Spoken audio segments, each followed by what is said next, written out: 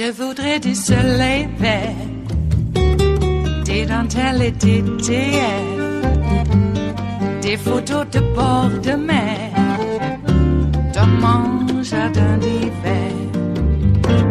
Je voudrais de la lumière, comme en Nouvelle-Angleterre.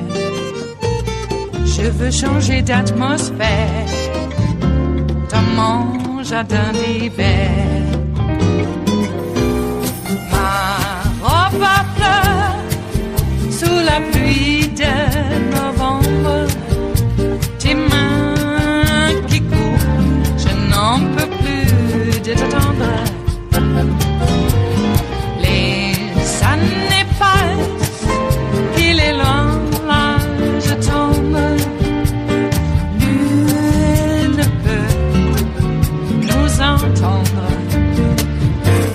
Je voudrais du Fred Astaire, revoir un latte. Dr. Michael Cohen essentially said the President of the United States was a co-conspirator with him in directing him to a federal crime. Should that trigger the start of an investigation in the Judiciary Committee that could end up going to impeachment or not, but the way our system works, is this the proper way it should begin?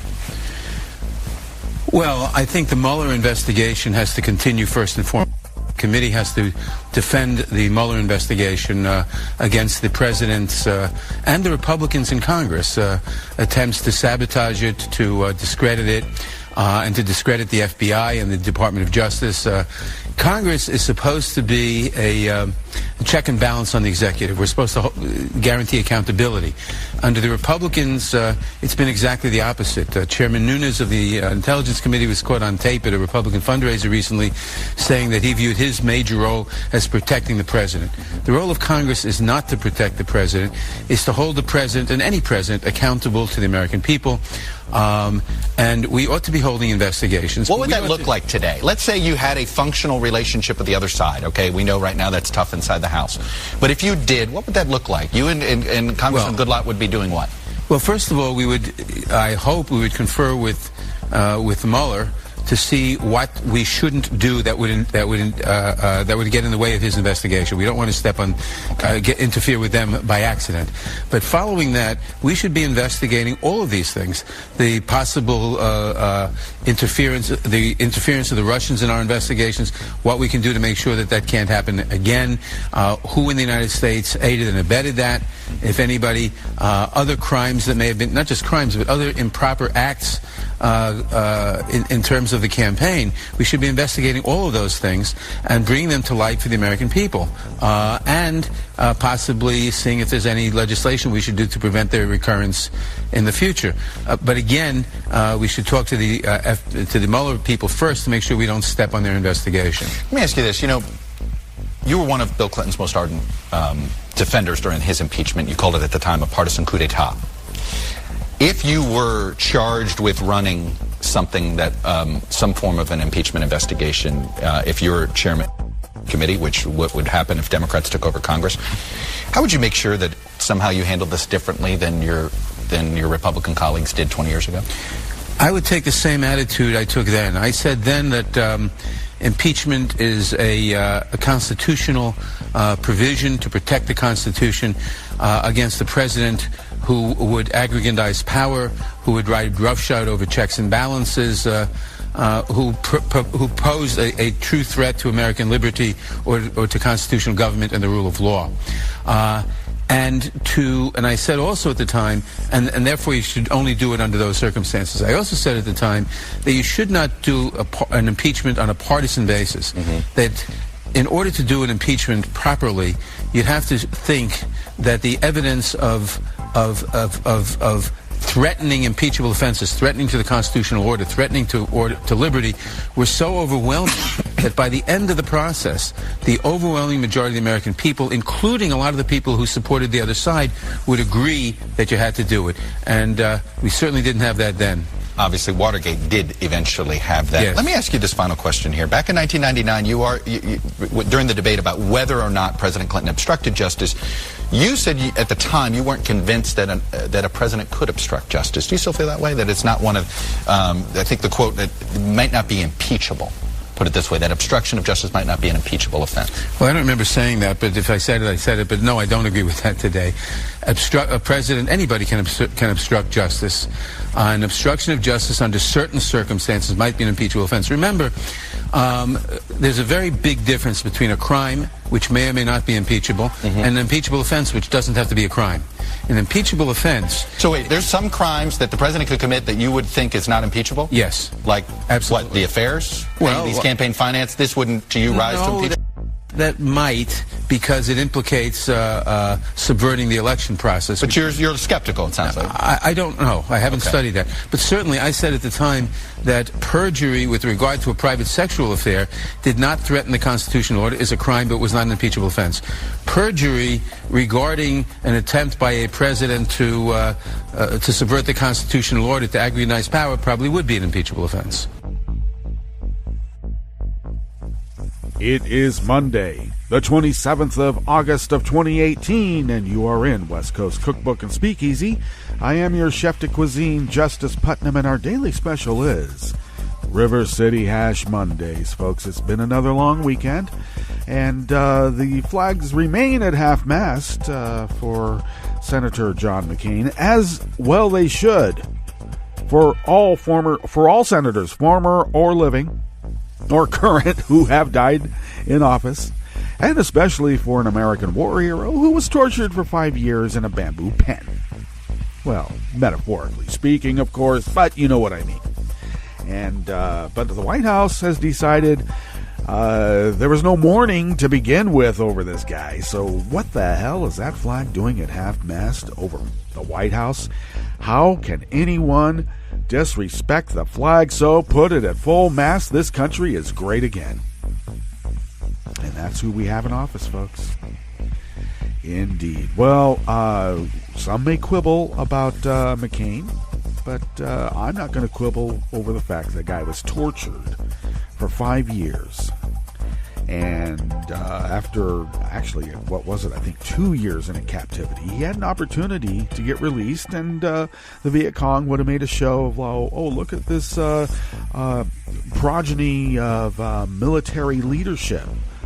Of course, McCain's grandfather and father were admirals in the Navy. All right. And that would have been, a small little propaganda tick that the North Vietnamese could have used. He refused and remained there for, so long. I mean, a total of 5 years being tortured is no fun. And it's also no fun when you could have gotten out early and used your entitlement to do it. But McCain had expressed that in those moments, he came to know what it meant, truly, to love America. Because he had lost America. He figured he was going to die in some foreign land, in some foreign jungle. And that was when he realized how much he loved America. Before it was like all of the creature comforts, like, I don't know. For me, when I would travel out of the States for the longest time, I would come back to America and walk around the neighborhoods and smell eggs and bacon cooking. I know some people don't like the whole eggs and bacon thing, but for me it smelled like America. I felt at home. I felt like I was back. But it was just creature comforts. I took it for granted. But there were times when I was out of the country where I felt I might not make it back alive. And I had a small little feeling of what that meant, of what McCain had expressed. It was more than just the material aspects of what it meant to be an American. It was the idea. And that idea is lost on the guy in the White House right now because he's never had an idea of being an American. He's only had an idea of getting what he wants when he wants it, and don't anyone get in his way. And if you do, he will take retribution if it means taking forever to find you in some little hole. And he will find you and he will make you suffer. That is his viewpoint. Revenge to those who don't acquiesce to his rule. Jeez. Well, it's Monday, folks. Let's get on with the rest of what we have here on the menu. And, of course, Congress should be a check and balance on the presidency, as elucidated at the top there on Meet the Press. But don't tell the GOP, because, how many rubles are in their pockets? Inquiring minds would like to know, and maybe we will, if we can just, in overwhelming numbers. We can't let them work the margins. That's how it works for them. That's how they're successful. They work the margins. But they are unable to defend against overwhelming voting numbers. No matter how many roadblocks they put up, we got to work around them. We got to go out in vast numbers. And, then we'll have some inquiring minds getting to know. On the rest of the menu, in the Bistro Cafe, part of West Coast Cookbook and Speakeasy, River City Hash Mondays. The Kansas state government did not tell Wichita-area residents their water was contaminated by a highly toxic dry cleaning chemical for 6 years. Okay. It just got filed away. We forgot. Kremlin-backed state media attacked McCain following his death as an implacable opponent of Russia. Well, I consider that a compliment. And Paul Manafort chose Mike Pence as Trump's running mate. And now Mike Pence is finally facing the heightened scrutiny he so belatedly deserves. Yes, he does. After the break, we then move to the chef's table, where Homeland Security ordered staff to lie so they could turn away legal refugees, especially if they're brown people. In fact, only if they're brown and black people. And Trump managed to botch a photo op with Ohio school kids by coloring his American flag the colors of the Russian Federation flag instead. Funny how that works, huh? All that and more on West Coast Cookbook and Speakeasy. Bon appetit.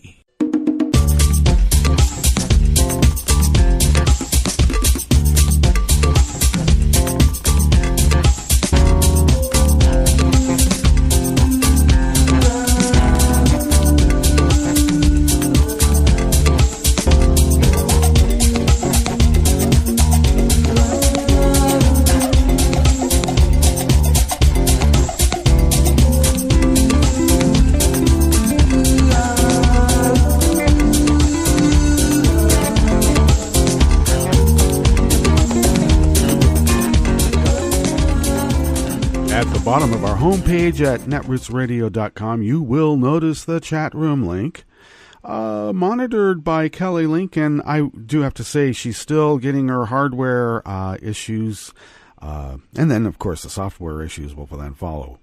and the software issues are happening as we speak, but she still needs to finish off with the purchases of those. So if you would push some funds her way, that would precipitate that problem.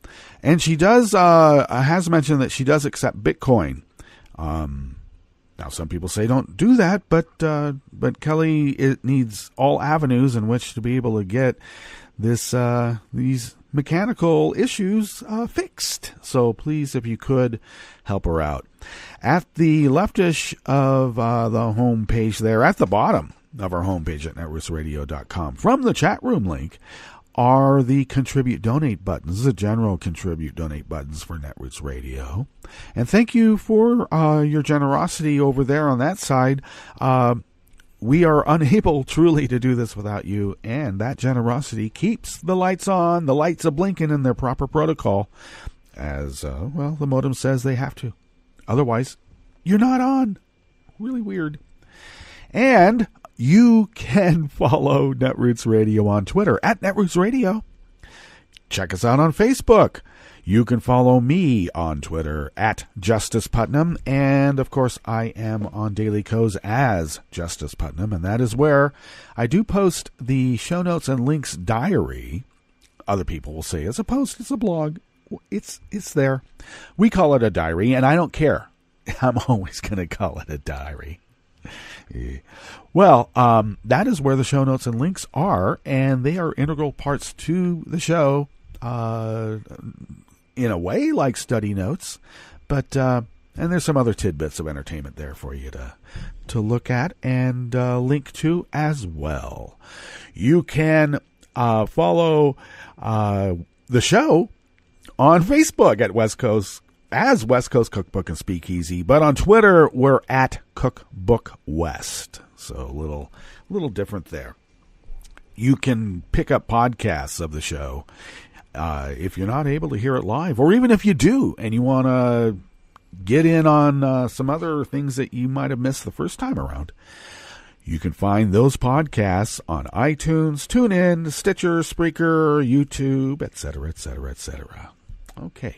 Oh, I know. I keep saying raise and lower the flag, the full mast, half mast. I know those are nautical terms. Excuse me. It's from my grinder period when they actually they didn't use hydraulics. I mean, they actually had to grind to get those pulleys to pull the sails up and down or back and forth, whatever you needed to do. And so, yeah, it's staff. Half staff. Full staff. The nautical thing took over the Boy Scout thing, and I'm sorry, muscle memory. Oh, God, I got muscles between my ears. This first article here in the Bistro Cafe part of West Coast Cookbook and Speakeasy is out of Raw Story by the great Sarah K. Burris. Like something out of the movie Aaron Brockovich, the Kansas government had knowledge of 2 neighborhoods in the Wichita-area that had contaminated water. However, they didn't act for over 6 years, almost 7. Yikes. Now, according to the Wichita Eagle, hundreds of residents drank water that was contaminated by a dry cleaning chemical known as perchloroethylene that had seeped into the groundwater. The discovery was made in 2011 when investigating a possible expansion of a quick shop, but it took 6 years for the Kansas Department of Health and Environment to inform the residents. But wells owned by private citizens less than a mile away were not tested. Wow, that's scary. For Joe Huffman, it was 7 years before he learned his suburban well was contaminated by a Hayesville dry cleaner. Hayesville knew it. KDHE, the Kansas Department of Health, knew it. Quick Shop knew it. That's the dry cleaner, by the way. He isn't the only case either. Another dry cleaning site near Central and Tyler in Wichita was contaminated, and the state didn't notify those residents of more than 200 homes for more than 4 years that their drinking water had been impacted. How nice. There are 22 contaminated sites across the state where private wells haven't been checked, so these 2 could be only the beginning. Yes, they could. In fact, I think they are. In this reporter's opinion, of course. The Kansas Department of Health and Environment said it wasn't worried about the contamination in Hayesville because they assumed groundwater was traveling southwest, away from private wells. Except it wasn't. Huffman, along with his wife and daughter, have been drinking their well water for 25 years. But they are not sure when the contamination reached them. Upon testing, the family found it had 49 parts per billion of PCE, which is nearly 10 times the allotted level. 10 times. Consuming the chemical can lead to serious harm to the nervous system, liver, kidneys, and reproductive systems. Long-term exposure can lead to mood, memory, attention, and reaction time, as well as vision problems. Studies even show exposure can lead to a higher risk of bladder cancer, multiple melanoma, or non-Hodgkin's lymphoma. Huffman said he doesn't know why those in his neighborhood were not told about the chemical years ago, even if it was thought to be moving away from their wells. Now, they know that their street was among the worst hit, with at least 3 wells over the limit.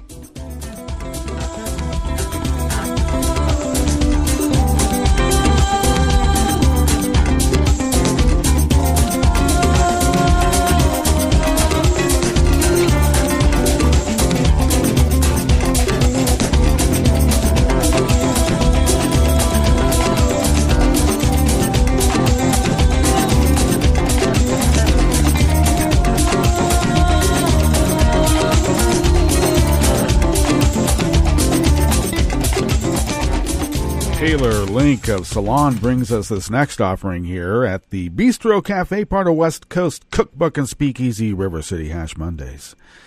Now, apparently the Kremlin state media attacked John McCain following his death as an implacable opponent of Russia, but I don't think that's an attack. I think that is an out-and-out compliment. They don't mean it as one, but it seems like a compliment to me. It seems as if every American has offered some words of John McCain, the maverick senator who almost became the president of the United States, who died on Saturday. Not everyone has been kind in their obituaries. Some progressives have chosen to remember McCain for his love of war and his opposition to universal health care. Perhaps the harshest tribute McCain has received was from the Russian government. Steve Rosenberg, BBC's Moscow correspondent, reported that Russia state TV was not too complimentary of McCain. He was an implacable opponent of Russia who supported even tougher sanctions. I know that was more like a German accent, but I'll work on the Russian one, okay? I mean, if we're going to just make cartoon figures out of every opponent, shouldn't we be more accurate? No. Russia Today, the media outlet run by the Kremlin, also criticized the former senator. RT wrote that Americans had questioned his moral integrity in the wake of his death. Without a hint of satire, RT disparaged McCain for advocating military intervention in places Russia has invaded, such as Georgia. Yeah, no irony there. Over the years, McCain advocated for military intervention in a number of countries, including Bosnia, Kosovo, Georgia, North Korea, Iraq, Afghanistan, Iran, Syria, Kuwait, Libya, Nigeria, and Mali, or Mali, the article said. It wasn't all opprobrium emanating from Moscow. RT did write an article sharing well wishes for McCain. Despite being preemptively disinvited by McCain from his funeral, Donald Trump has expressed condolences, joining a long list of U.S. presidents praising the late John McCain's patriotism, heroism, and high morals. The article said, yeah. They just had to get in there that of course, they insulted Herr Führer, and that's just not allowed.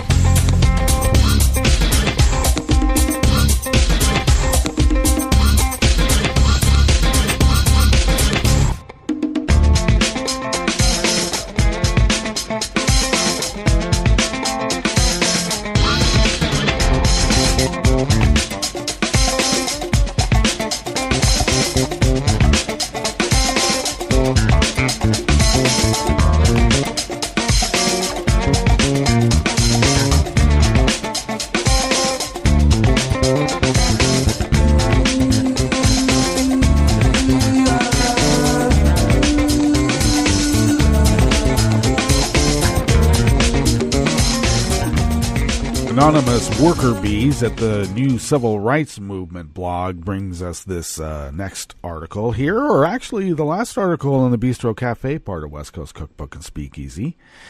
Pence has remained largely in the background of the Trump presidency, often working behind the scenes on policy and other issues. while Trump takes center stage. As Trump's fortunes have waned, however, those in his orbit are being re-examined. The line of succession would call for Mike Pence to replace Donald Trump should he be removed from office. Many have feared what a Pence presidency would look like given his actions as the governor of Indiana against the LGBTQ community, women, and others. Amongst the bad news for Trump last week was the indictment of Trump's former campaign manager, Paul Manafort. Manafort was found guilty last week on 8 counts of financial crimes in his fraud trial. It was Paul Manafort who chose Mike Pence as Donald Trump's vice president, with the president reportedly preferring Chris Christie for the role. Because, they're just across the river. They have the same lingo. Come on. And the same petty vindictiveness, too. They were simpatico. The link between Manafort and Pence is leading to additional scrutiny for the vice president as people ask just what Pence knew about Manafort and his connections. Well, who didn't know? People who don't follow politics. That's who. Many are also curious about Pence's involvement with former advisor Mike Flynn, questioning if he lied to protect the general in January of 2017, when he declared that Flynn had not discussed, quote, anything to do with the United States decision to expel diplomats or impose censor against Russia, end quote, with Russia Ambassador Sergei Kislyak. Flynn, in his guilty plea, admitted to discussing sanctions with Kislyak, and that he was following the instructions of a senior member of the campaign. And who would that senior member of the campaign be? -VP. Could that be the one? Representative Elijah Cummings has also warned Pence about possible conflicts of interest surrounding Flynn in light of his visit to Russia and his ties to Turkey. It is possible that when Mueller concludes his investigation that both Trump and Pence, amongst others, would be unable to fulfill the office of the presidency. It is worth noting that the last Republican president to face impeachment, Richard Nixon, also lost his vice president as the administration became mired in controversy. Vice President Spiro Agnew, oh yeah, remember him? Nattering nabobs of negativity. There you go. He's the one that uttered that phrase in public. As the administration became mired in controversy, Spiro Agnew pled no contest to a charge of tax evasion and resigned on the 10th of October 1973, several months prior to Nixon's own resignation. I don't think that Trump's going to resign. There may have to be U.S. Marshals or some. We'll have to look at that, how that works. And does the Secret Service protect Donald Trump from the U.S. Marshals come to arrest him? Or does the Secret Service turn Trump over to the U.S. Marshals? We'll figure out that one because that's a constitutional question I have as well. Let's get to our break, and when we come back, we will go through weather from around the world, and we're going to finish up with the stories that we've curated for you today. You are listening to West Coast Cookbook and Speakeasy, and we will be right back. You are listening to netrootsradio.com. Please hang up and try again.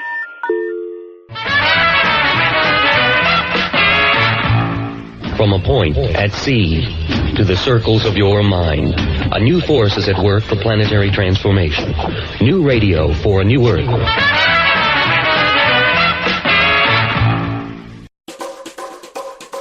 Hi, I'm Scientific American podcast editor Steve Mirsky. And here's a short piece from the August 2018 issue of the magazine in the section called Advances, Dispatches from the Frontiers of Science, Technology, and Medicine. Bloodthirsty by Rachel Newer. Mosquitoes are the world's deadliest animals, transmitting diseases that kill hundreds of thousands of people annually. Only the females bite to acquire protein to make their eggs. But blood can also serve as a refreshing beverage on a hot, dry day. A new study finds that dehydrated mosquitoes are more aggressive, land more often on hosts, and feed more frequently than those with ready access to water. In quenching their thirst, they may also increase the spread of disease. The study is by Joshua Benoit, a biologist at the University of Cincinnati, and his colleagues. It appeared in the journal Scientific Reports. Because some mosquitoes lay their eggs on water, researchers have long assumed that wetter conditions lead to more mosquito-borne illness.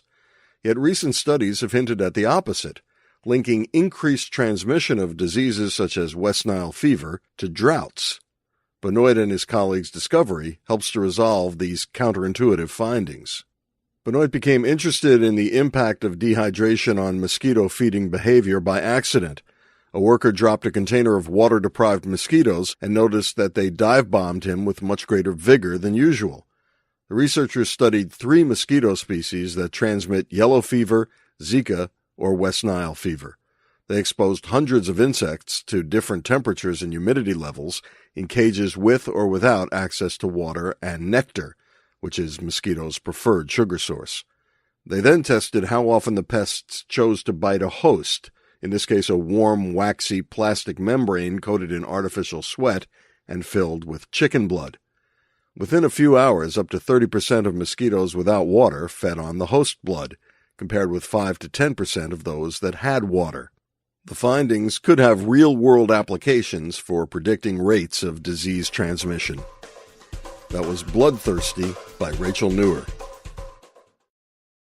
Hurricane Lane is a very serious storm. Hawaii braces for rare impact from powerful hurricane. I'm getting rid of some of these ridiculous rules and regulations which are killing our companies, our states, and our jobs. EPA admits Trump's replacement for the Clean Power Plan will kill thousands of Americans. Plus, the ruling by the D.C. Circuit Court counters efforts under the Trump administration to delay environmental regulations first introduced by former President Barack Obama. Some good news. The Trump administration keeps losing environmental court cases. All of that good news and bad straight ahead. From BradBlog.com, I'm Brad Friedman. And I'm Desi Doyen. Stand by for 6 minutes of independent green news, politics, analysis, and snarky comment. We're canceling Obama's illegal anti-coal destroying regulations. Oh, shut up.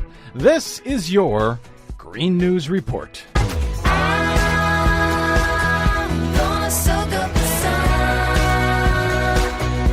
Okay, Desi Doyen, I hope our friends listening in Hawaii have battened down the hatches. It looks like this storm could be pretty bad. Yes, Hawaii Governor David Ige has issued an emergency proclamation closing schools and mobilizing resources in preparation for significant impacts from powerful Hurricane Lane, which could potentially make a rare direct hit on the island chain. Hurricane Lane has already entered the record books.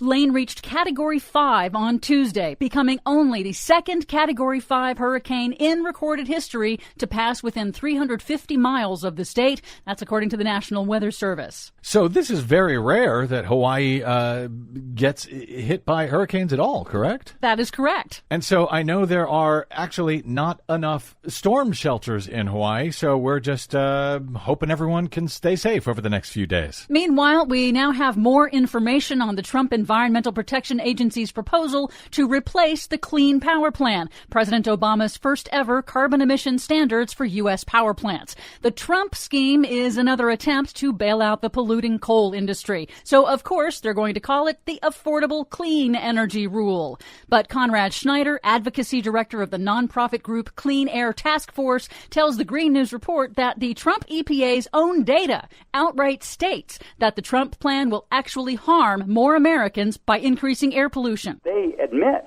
that the change from the Obama plan to their proposal would result in 1,400 unnecessary premature deaths per year by 2030.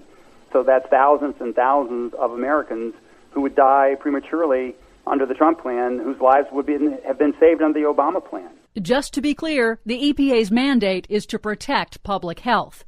But wait, there's more. Remember how the Trump administration recently proposed weakening vehicle mileage and emission standards? I do. Internal emails show the administration had been warned by its own transportation experts that the rollback would actually increase annual highway deaths. Top officials knew that and proposed it anyway. So they know their new plan for coal plants is going to kill people. They know their new scheme to decrease mileage efficiency standards will kill people.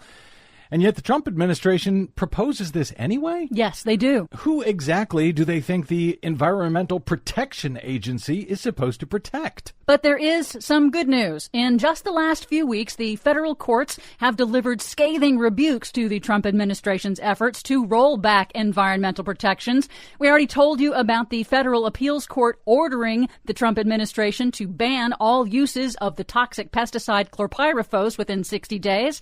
Then a federal judge in Montana dealt yet another setback to the controversial Keystone XL pipeline from Canada. The judge ordered the Trump State Department to do a new, full environmental impact study on the pipeline's revised route, which will further delay construction.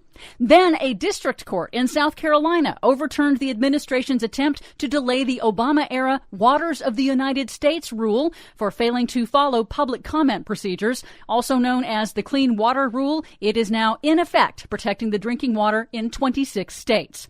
Then the D.C. Court of Appeals ordered the administration to immediately implement Obama's chemical safety rule for chemical facilities that were put in place after the deadly 2013 West Texas fertilizer explosion. The court said the Trump EPA delay, quote, makes a mockery of the statute. And then the D.C. court also rejected the EPA's bid to stall rules governing toxic coal ash waste ponds, agreeing with environmental groups that the Obama-era regulations on coal ash waste do not go far enough to protect drinking water. It's kind of weird that losses for the EPA are now considered a win for the environment and public health, but here we are. Here we are, and it's a reminder how the constitutional Article 3 courts right now are saving us, and why it's so important that folks pay attention to what may be about to happen on the U.S. Supreme Court, who could overturn all of those rulings if Brett Kavanaugh is seated on the court.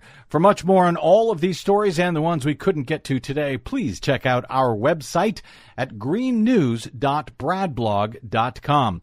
Find us, follow us, and share us worldwide on the Facebooks and the Twitters at Green News Report. I'm Brad Friedman. And I'm Desi Doyen. And this has been your Green News Report.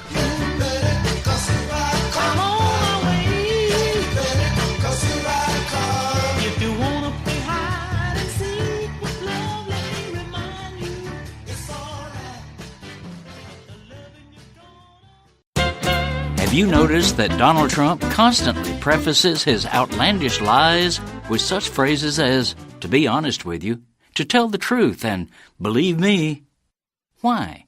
Because, like a snake oil salesman, he constantly needs to convince himself that he's speaking the truth in order to perform his next lie convincingly. The show must go on and on. In fact, he already ranks as the lyingest president in U.S. history, and that includes Nixon. Trump's biggest whopper is that he's an honest-to-God populist, standing up for America's hard-hit middle class against Wall Street, corporate lobbyists, and moneyed elites. This prevarication has duped many working stiffs into thinking he's their champion. The huckster doubled down on this lie in his inaugural address last year, pompously declaring, "The forgotten men and women of our country will be forgotten no longer." That's why a new straight-talking pamphlet by the watchdog group Public Citizen is so important. It exposes the people's champion as a rank fraud who is pushed from day one to further enrich and empower corporate elites he had denounced as a candidate. Public Citizen's report documents with concise, easy-to-grasp specifics how Trump, the faux populist, has systematically sold out the working families whose votes he cynically swiped, handing our government to a kakistocracy of corporate plutocrats. This is Jim Hightower saying, it's not merely that he's an irredeemable liar, but that Trump himself is a lie. The Public Citizen expose is titled, Forgetting the Forgotten, 101 Ways Donald Trump has Betrayed the Middle Class, and it drives the stake of truth through the heart of his populist pretensions. Don't just read it, Use it like a Thomas Paine pamphlet to spread the truth. To download a free copy, go to corporatepresidency.org/forgotten. Need an antidote to the progressive blues? Want some good news about how grassroots folks are rebelling against the corporate powers and winning? Well, here's an easy-to-swallow pill for you, the Hightower Lowdown. Hightower's monthly newsletter will give you the lowdown, even as it lifts you up. It's 4 pages a month, jam-packed with facts you can use, actions you can take, and Jim's own Texas humor, all for only $15 a year. To become a lowdowner, go to hightowerlowdown.org. Welcome to 60 Second Civics, the daily podcast of the Center for Civic Education. I'm Mark Gage. Most Americans during the colonial period were farmers. Those who were not followed various trades, working as brickmakers, carpenters, printers, sailors, shoemakers, and even wig makers, among other professions. Wigs were fashionable in 18th century Europe and in the American colonies. They were a sign of wealth and elevated social status, but few could afford them.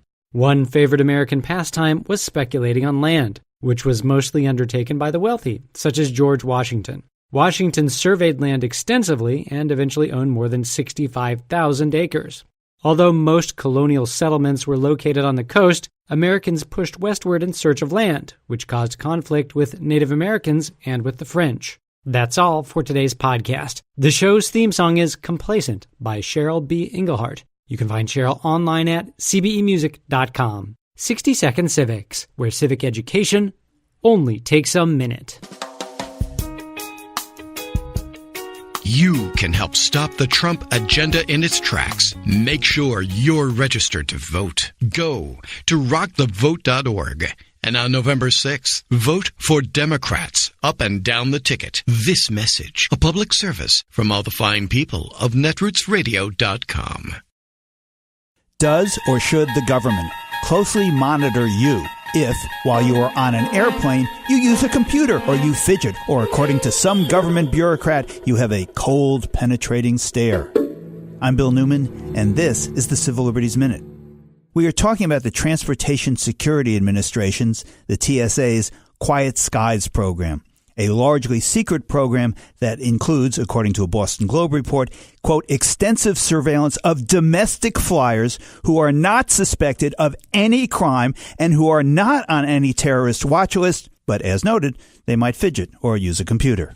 On account of the TSA's Quiet Skies program, over 5,000 United States citizens have been subjected to intense monitoring on domestic flights since March. The result? Exactly none of these people, it was determined, posed any sort of risk. Indeed, dozens of air marshals have told the Boston Globe that the program not only tests the limits of the law, but is a waste of time and resources. And as Massachusetts Senator Ed Markey, a member of the Senate committee which recently held a hearing on the Quiet Skies program, said, quote, American travelers deserve to have their privacy and civil rights protected even 30,000 feet in the air. Quiet Skies is the very definition of Big Brother. The Civil Liberties Minute is made possible by the ACLU because freedom can't protect itself. From UN headquarters in New York, I'm Luke Vargas with your World in 2 minutes. This broadcast is on holiday until September 10th, but instead of running repeats, we've asked some go-to foreign policy experts what they'll be paying attention to in the weeks to come. Bruce Bennett is a senior defense analyst at the RAND Corporation, where he's watching U.S.-North Korean diplomacy amid signs Kim Jong-un may have duped the U.S. into thinking the secretive country was actually willing to give up its nuclear weapons.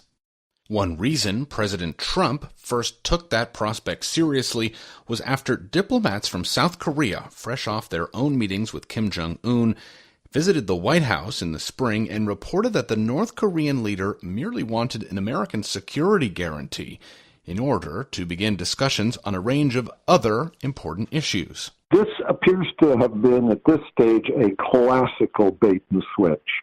North Korea, Kim Jong-un said what he thought President Trump would be interested in order to get the summit meeting, but since that time has basically done almost nothing towards the abandonment of nuclear weapons, and instead has put things that President Trump told him would come after the abandonment of nuclear weapons in front of even being willing to talk about abandoning nuclear weapons. So he's trying to reverse the order on the president. And for whatever reason, the White House and other U.S. security organizations don't do information operations that well. Kim has really captured the attention in Korea and even in the U.S., and the U.S. side of the whole thing is not well understood at this point. I'm Luke Vargas at the United Nations. For more global news headlines, visit talkmedianews.com.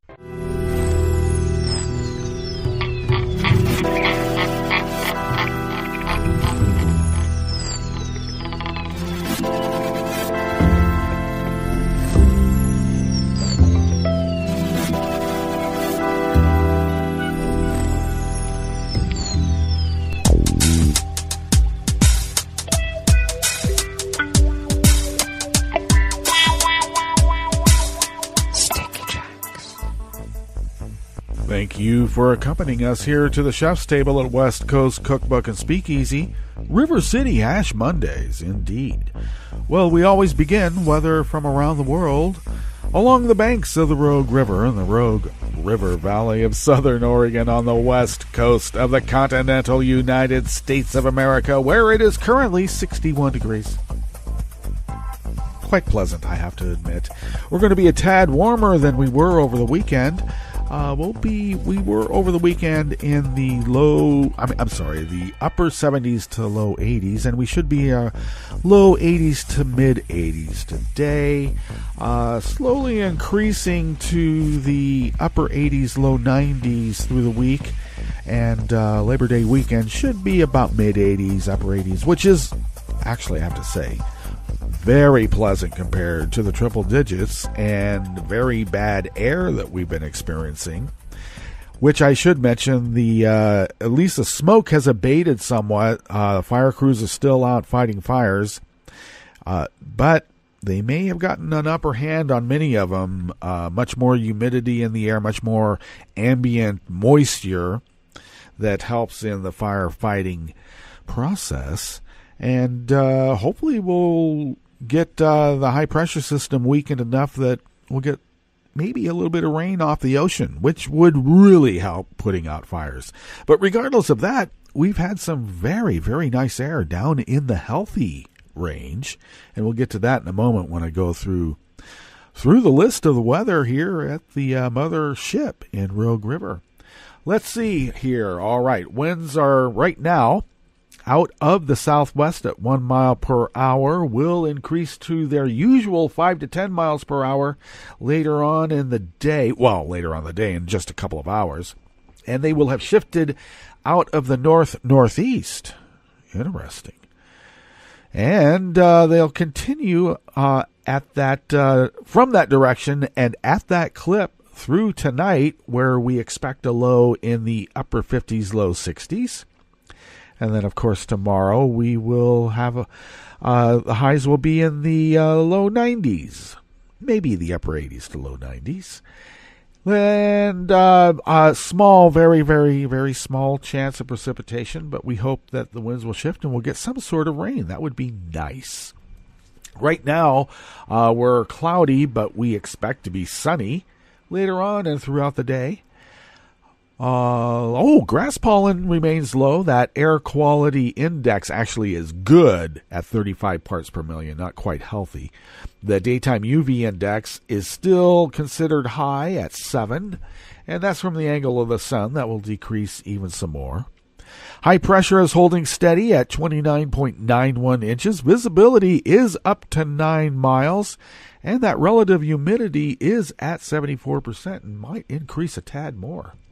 Could be muggy. We'll see. It was very nice yesterday. And relative humidity even remained high, but it was very nice. All right, so weather from around the world is brought to you by people's personal weather stations that they purchased. These people planted these purchased personal weather stations somewhere on their property, and these people positively live around the world. London is 66 and cloudy. Paris is 74 and mostly cloudy. And this is August. End of August. Rome is 81 and sunny. Rome. Kiev is 88 and fair. Kabul is 80 degrees and partly cloudy. You might be able to sneak in a weather party or two today with the cloud cover. You might. Hong Kong is 75 degrees with a rain shower. Tokyo is 77 and cloudy with a active warning for thunderstorms that could impact the electrical grid. That could be scary. Sydney, Australia is 52 and mostly cloudy. San Francisco, California is 58 degrees and mostly cloudy. And New York is 81 degrees and sunny. But you have an active heat warning, so you know what I always tell you? There's nothing more cool than a New Yorker. So stay cool, New York. And that is weather from around the world, brought to you by people's personal weather stations that they purchase. These people planted these purchased personal weather stations somewhere on their property, and these people positively live around the world.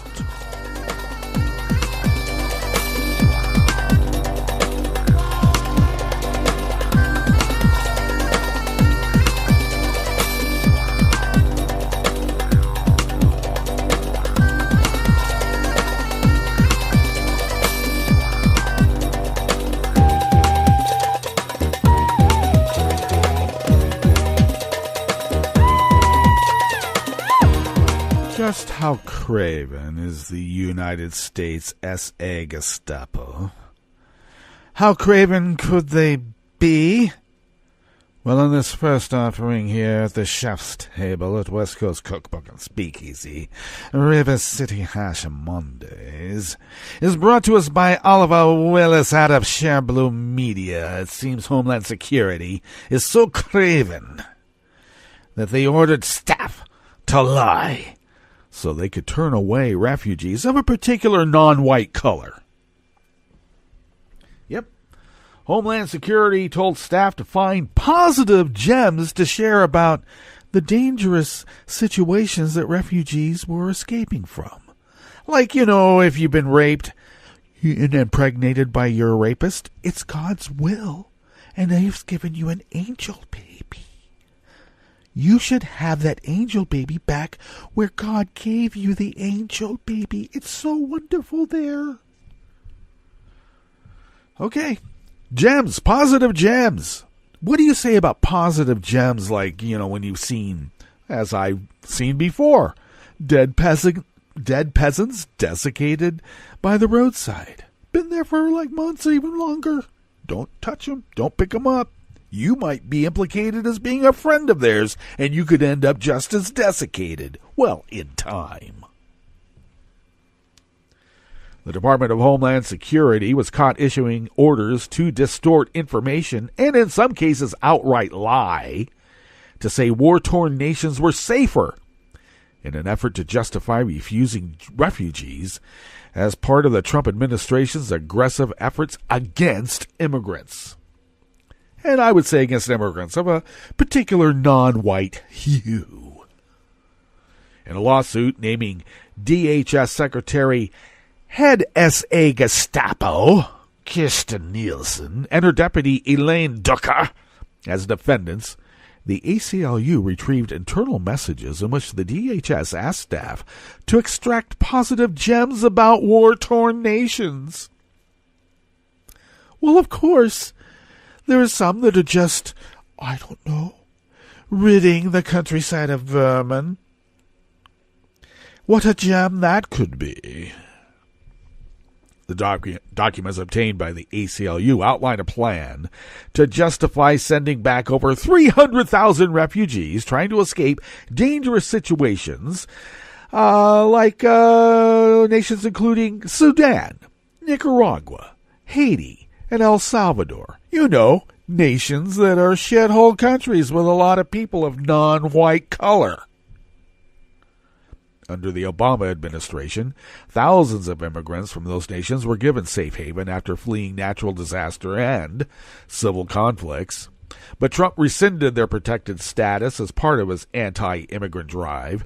Trump has justified his xenophobic policies with racism, including assertions that Mexicans are rapists. And he ought to know because he raped his Mexican housekeeper, impregnated her, and I think her doorman knows, and he's released from the restraining order that the National Enquirer imposed on him because, well, it was either that or, the guy go to jail and lose his whole empire of, scandal yellow sheet journalism. What a pecker. Trump has been pushing hard to cut down the number of refugees coming to America, despite the data showing that they make important contributions to society once they're here. The uncovered communications also exposed the Orwellian doublespeak DHS used while trying to turn away people seeking help. DHS chose to use the word challenges instead of disasters, and they asserted that conditions in the ongoing Sudan conflict had sufficiently improved, so that Sudan no longer meets the standards for a situation that would allow asylum applications, which was a lie. ACLU lawyers told NPR that the propaganda campaign and the related immigration policy are motivated by racist, white supremacist agendas where Trump wants to expel as many immigrants as possible, especially the ones that are non-white. All right. The DHS's Nielsen also famously lied about the cruel Trump administration policy of separating families when she announced, "We do not have a policy of separating families at the border, period." Well, she didn't say it in that accent, but she should have. The latest DHS propaganda campaign reveals just how committed the Trump administration is turning away groups of people who saw America as a beacon in the darkness. Well, like there are some fishes in the deep, deep, deep abyss, and they have this little light that kind of flicks back and forth, back and forth. An anglerfish, back and forth, little light. And other fish are drawn to the light like a beacon in the darkness. And what happens? They get eaten and spit out.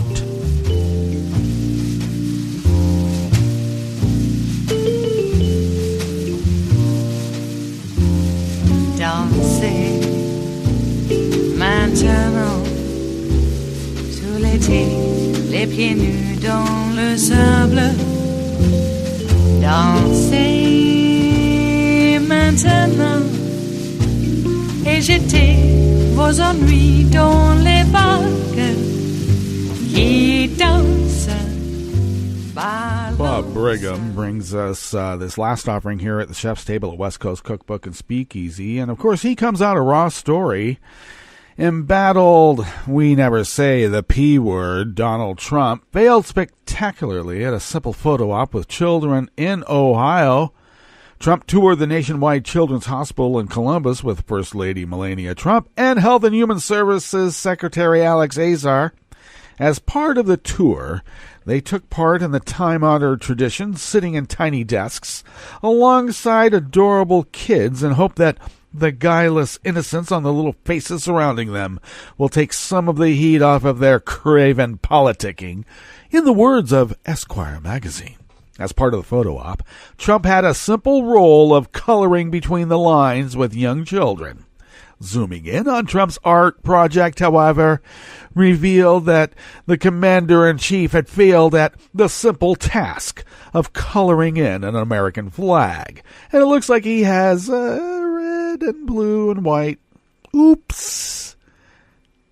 Of course, that the flag of the United States, as according to the flag code, shall be of 13 horizontal stripes, alternate red and white, as the flag code makes clear. Unlike the flag of the Russian Federation, there are no blue stripes in the American flag. Despite being unable to color an American flag with a group of children, Trump has made his supposed love for the U.S. flag and the national anthem a centerpiece of his political outreach. Well, that does bring us to the end of our broadcast period for the day, but we will be back tomorrow for Tarrytown Chowder Tuesdays. Breaking news as it happens right now on Netroots Radio. It's breaking right now, and it will be breaking throughout the whole day into the night till tomorrow, where we will visit with you in West Coast Cookbook and Speakeasy. Bon appetit.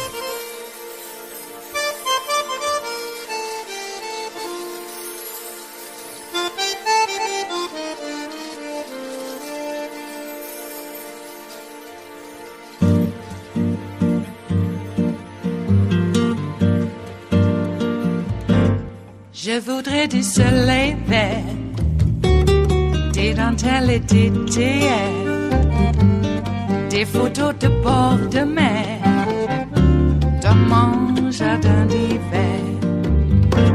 Je voudrais de la lumière, comme en Nouvelle-Angleterre. Je veux changer d'atmosphère, dans mon jardin d'hiver. Robe à fleurs, sous la pluie de novembre, tes mains qui courent, je n'en peux plus de t'attendre. Les années passent, il est loin, là je tombe. Nul ne peut nous entendre. Je voudrais du Fred Astaire, revoir un latte Goël. Je voudrais toujours te plaire, dans mon jardin d'hiver. Je veux déjeuner par terre, comme au long de golfe clair. T'embrasser les yeux ouverts, dans mon jardin d'hiver.